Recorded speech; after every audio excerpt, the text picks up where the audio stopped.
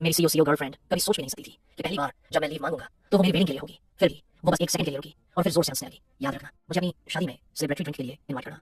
उसे बड़ा यकीन था कि मैं बस टेंट्रम दिखा रहा हूँ, लेकिन जब उसे सच में मेरा वेडिंग इनविटेशन मिला तो वो औरत जो हमेशा कोल्ड और एरोगेंट रहती थी पूरी तरह क्रेजी हो गई। उसने लगातार 108 बार रेड लाइट्स तोड़ी ताकि मुझे समय पर शादी करने से रोक सके। प्रेसिडेंट वैन, मैं रिक्वेस्ट करना चाहता हूँ अपनी शादी के लिए लीव। मेरी आवाज बहुत जेंटल थी, लेकिन मेरे शब्दों में एक न हटने वाला डिटर्मिनेशन था। सोफे पर आराम से लेटी हुई वो औरत अचानक जम गई। उसने मेरी तरफ एक कोल्ड स्टेयर के साथ देखा। तुम्हारी तो कोई गर्लफ्रेंड तक नहीं है, तुम किस लिए वेडिंग लीव मांग रहे हो? मैंने कल ही अपनी शादी रजिस्टर की है।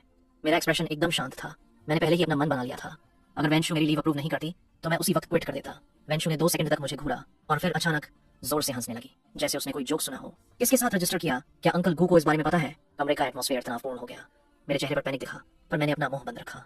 शादी का रजिस्ट्रेशन इतनी जल्दी में हुआ था कि मुझे अभी तक अपने पिता को बताने का समय भी नहीं मिला। इसके अलावा उस इंसान की आइडेंटिटी काफी सेंसिटिव थी। इसे अचानक बोलने से फालतू की ट्रबल हो सकती थी। मैं अभी अपनी वाइफ की आइडेंटिटी डिस्क्लोज नहीं कर सकता। मैं अपने पिता को भी पूरी तरह इन्फॉर्म कर दूंगा। आपके कंसर्न के लिए शुक्रिया प्रेसिडेंट वैन। मेरा काम पूरी तरह हैंड ओवर कर दिया जाएगा। मैं कंपनी के लिए कोई इशू नहीं आने दूंगा, आप निश्चिंत रहें। मेरा एटीट्यूड पूरी तरह प्रोफेशनल था। वैंशु के दिल में गुस्से की आग भड़की, पर उसने उसे दबाने की कोशिश की। उसने मेरी तरफ देखा, एक फेक स्माइल के साथ। हमारे सर्कल में कौन हमारे रिलेशनशिप के बारे में नहीं जानता? क्या तुम इससे भी घटिया एक्सक्यूज नहीं सोच सकते थे? जवाब में सिर्फ साइलेंस थी।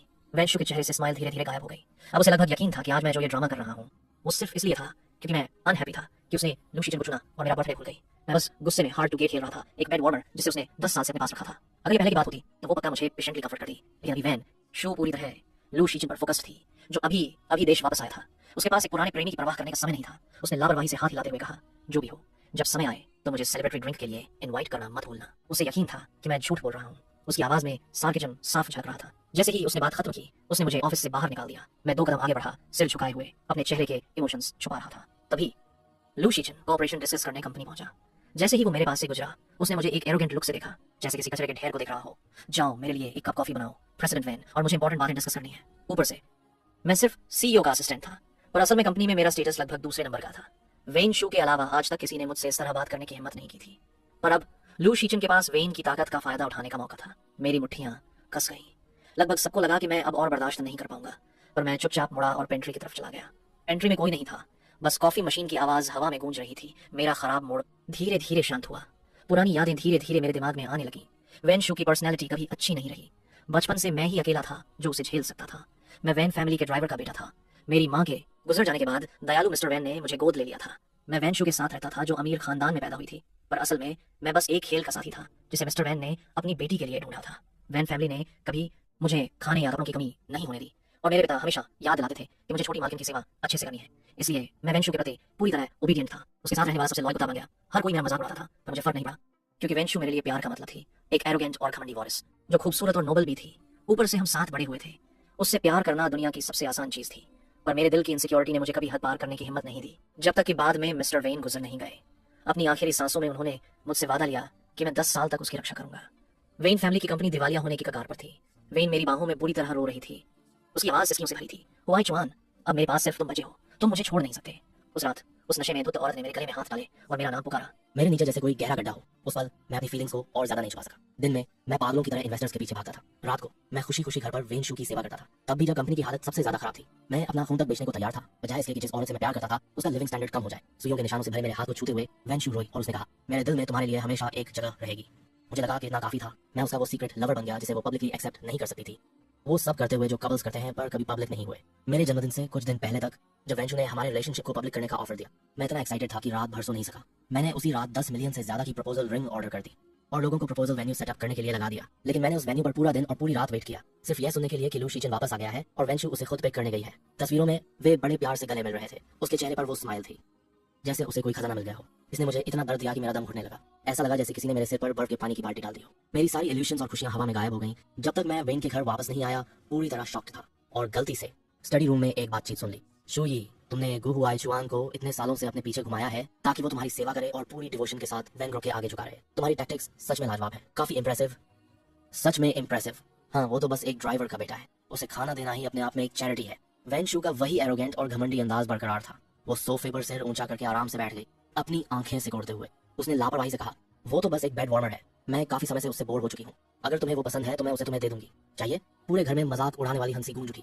वो आवाज जिसे मैं सबसे ज्यादा प्यार करता था अब तेज चाकुओं में बदल गई, जो मेरे दिल में गहराई तक चुभ रहे थे और मेरे सीने को चीर रहे थे। दर्द इतना था कि मेरा पूरा शरीर कांप उठा। मुझे लगता था कि शायद मैं ही काफी एक्सीलेंट नहीं हूँ, सबके सामने आने के काबिल नहीं हूँ। अब मुझे समझ आया कि वेंशु का दिल मेरे लिए कभी खुला ही नहीं था। ज्यादा से ज्यादा मैं बस एक बेड वार्मर था जिसे इस्तेमाल के बाद फेंक दिया जाता है। सब कुछ सोचने के बाद अपनी जिंदगी में पहली बार मैंने बिना बताए काम छोड़ दिया। गलियों में बिना किसी मंजिल के भटकने लगा।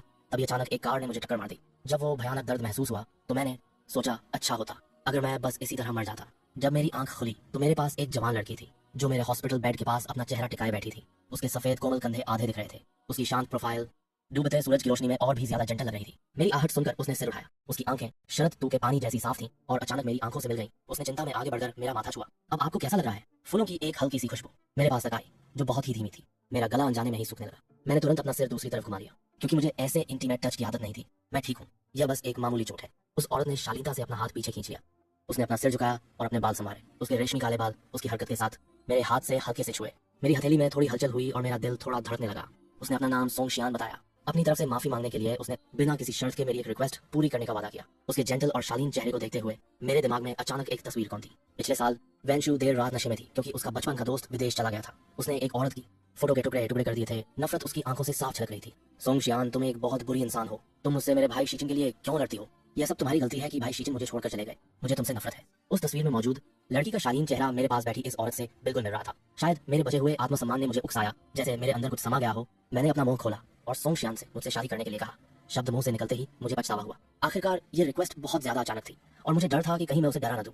मैं अपनी बात वापस लेने ही वाला था, पर सोंग शियान की आंखें चमक उठी और उसने तुरंत हाँ कह दी। उसकी आंखों और चेहरे पर खुशी साफ दिख रही थी। क्या कोइंसिडेंस है? मेरी फैमिली भी मुझ पर शादी के लिए दबाव डाल रही है। मुझे डर था कि मुझे कोई पार्टनर नहीं मिलेगा। मानो हम दोनों एक ही बात सोच रहे थे। हम तुरंत अपनी शादी रजिस्टर करने चले गए। जब तक मेरे हाथ में लाल मैरिज सर्टिफिकेट नहीं आया, मैं तब तक हैरान था। उस फोटो में सोंग शियान बहुत खुशी से मुस्कुरा रही थी, जैसे उसके पास बैठा आदमी वही बॉयफ्रेंड हो जिसे वो सालों से प्यार करती थी। कौन सोच सकता था हम पहली बार मिलने वाले अजनबी थे। उसे मैरिज सर्टिफिकेट रखते हुए देखकर उसने मैरिज सर्टिफिकेट को किसी खजाने की तरह अपने बैग में रख लिया। मेरे दिल में अजीब सी फीलिंग्स थी, उलझन, पछतावा और एक छिपी हुई खुशी। मैं सच में उस घड़ी वेंचू को देखना चाहता था। अगर उसे पता चले कि जिस आदमी को वो बेकार समझती थी उसने उस व्हाइट मूनलाइट से शादी करी है जिसे लू जेनजियान सालों तक नहीं पा सका, तो उसके चेहरे का रंग देखने लायक होगा। अगले दिन जब मैं ऑफिस गया तो देखा लू जेनजियान बड़ी शान से सीईओ के केबिन में बैठा है। 10 साल पहले के मुकाबले लू जेनजियान अब और भी ज्यादा मैच्योर और हैंडसम हो गया था। उसका एक्टर जैसा लुक भी मैं अलग ही दिखता था, जो वेंशु की पसंद से बिल्कुल मैच करता था। उसका हाथ बेहक से वेंशु की कमर पर था। वो औरत बेशर्म के साथ मुस्कुरा रही थी और उसके चेहरे पर एक अलग ही स्वीटनेस थी। वो दोनों इतने इंटीमेट थे जैसे उनके आसपास कोई ना हो, जैसे मेरा कोई एक्सिस्टेंस ही ना हो। वेंशु देख नहीं पा रही थी, पर लू जिनजियान ने मेरी तरफ एक चैलेंजिंग लुक दिया, जैसे वो दिखावा कर रहा हो। कांच के दरवाजे में मैंने अपना बिना किसी इमोशन वाला चेहरा देखा।